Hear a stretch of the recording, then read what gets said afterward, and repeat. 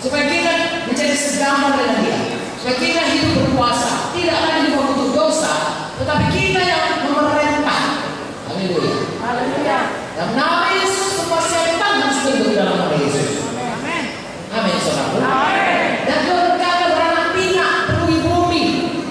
Tuhan mau kita penuhi bumi ini dengan anak yang kekal. Karena nanti pun ada bumi baru, lagi baru berikan Tuhan, di mana orang-orang selamat akan tinggal di dalamnya. Biar anak-anak kita juga ada di situ. Amin.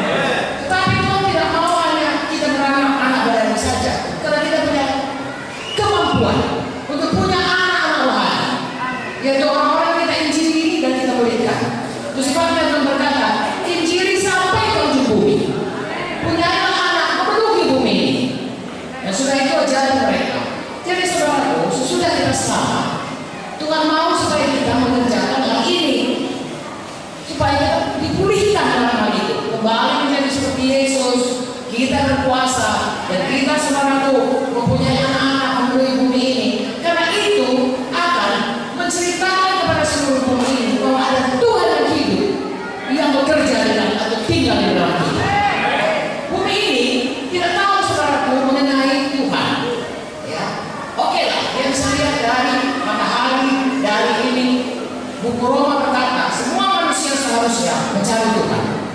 Dia melihat semua dunia ini, kenapa matahari tiap pagi terlihat di sorga, tiap hari matahari dari sana terbit, tenggelamnya di sana, tidak pernah dari sana terbit, tenggelamnya di sana. Kenapa? Karena ada Tuhan yang mengayomi. Amin. Karena ada Tuhan yang memeliharakan bumi ini. Karena Dia berkuasa pencipta langit dan bumi. Nah, seharusnya manusia harus mencari. Saya mengalaminya karena saya selamat. Sudah saya sama dokter. Nah, selama itu saya selalu berpikir, di mana Tuhan itu? Bagaimana? Siapa Tuhan itu? Manusia ini, kenapa dia ada? Mau kemana dia? Ada apa di bumi ini? Manusia ini diberikan Tuhan kekekalan, berikan bangga-bangga. Sehingga kita mencari Tuhan. Saya kan itu saya tanya kepada ibu saya, ini orang semua ada agamanya, agama Islam, agama Buddha, agama Kristen. Mama, Papa, kemana kita pergi? Ya, saat itu kami belum ke gereja. Lalu ibu saya berkata, kelihatannya orang-orang yang pergi ke gereja itu kita lebih baik dari dia. Nah, itu makanya perlu kita pergi ke gereja, memancarkan kebenaran. Ada Tuhan di sini, ada Tuhan yang baik, ada Tuhan yang berkata, ada Tuhan yang hidup. Dan itu yang bisa dipancarkan oleh anak-anak Tuhan yang dewasa, oleh gereja Tuhan yang dewasa, yang berjalan dalam kebenaran dan kekudusan yang sesungguhnya. Jadi saya sampaikan ini kepada saudara untuk menambahi lagi ke hati saudara bertobat-tobat untuk menjadi dewasa. Haleluya. Karena memang kita diciptakan untuk menjadi orang yang segambar dengan Tuhan, orang yang berkuasa dan orang yang memenuhi bumi ini. Dan itu hanya bisa untuk orang-orang yang dewasa rohani.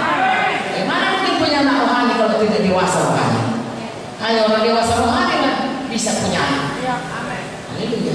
Dari hari ini saya lemparkan kepada saudara, saya sampaikan firman Tuhan ini. Marilah kita semua bertumbuh dewasa. Tidak akan sempat satu malam ini, bahkan sebulan ini pun tidak. Itu kita belajar dari seumur hidup. Halo, langsung diam tadi. Seumur hidup. Hari ini saya sampaikan firman Tuhan. Nanti sesudah kami pergi, saudara bisa belajar terus. Sebenarnya seluruh kita harus pelajari, tapi setidaknya firman Tuhan ini bisa bersama-sama saudara belajar bahwa pimpinan ibu gembala dan hamba-hamba Tuhan lainnya, supaya saudara perhatikan firman Tuhan ini. Tidak akan sempat seluruhnya saya sampaikan. Tadi saya bertanya kepada Tuhan apa yang mau saya sampaikan. Ya, saya tidak punya cetakan atau apapun saudaraku ya untuk ini kemari. Lalu saya pikir kalau ada dalam kita, saudara bisa baca ini. Saudara bisa pegang ini dan seterusnya dan mulai belajar ini sampai kita bertumbuh tiap hari lebih dewasa, lebih manusia baru, lebih menjadi seperti Yesus. Sayang, Tuhan Yesus kapan saja bisa datang. Ya, tadi ada bom di Medan ya. Dia bilang pada zaman ada banyak itu, ya yang membuat orang takut. Ya, banyak orang takut bukan karena apa, mati ketakutan. Akhir zaman, dengan berita aja sudah ketakutan, shock. Nah itulah dia. Gempa saudaraku, kami baru dari Ambon, begitu kami pergi gempa di sana. Lalu saya telepon hamba Tuhan di sana, saya katakan bantulah saudara baru datang. Lalu mereka pulang, saudara barusan waktu kita KKR dan SMS-nya, kami sudah pergi ke pulau ini, kami sudah begini dan begitu. Saya bersyukur mereka itu ikut menolong. Seperti Matius 25, kalau ada yang telanjang, kalau ada yang dalam penjara, kalau ada yang sakit, kita harus pergi menolong. Saya bersyukur. Tapi tadi pagi datang lagi di TV, ada lagi gempa di Pulau Seram.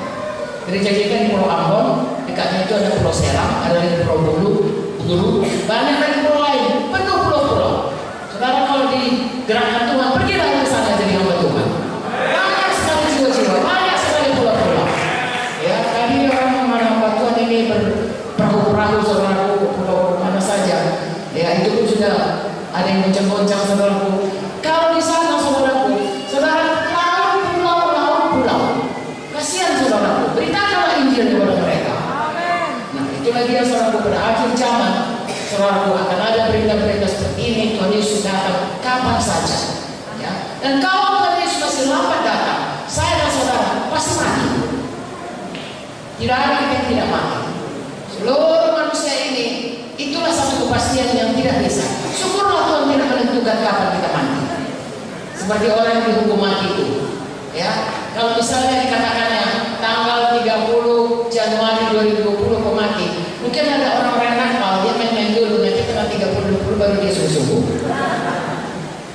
Tapi kalau tidak, kita harus selalu berjaga-jaga. Setiap saat kita bisa mati, setiap saat kita bisa pulang ke surga karena Yesus datang. Itu sebabnya mari bersungguh-sungguhan.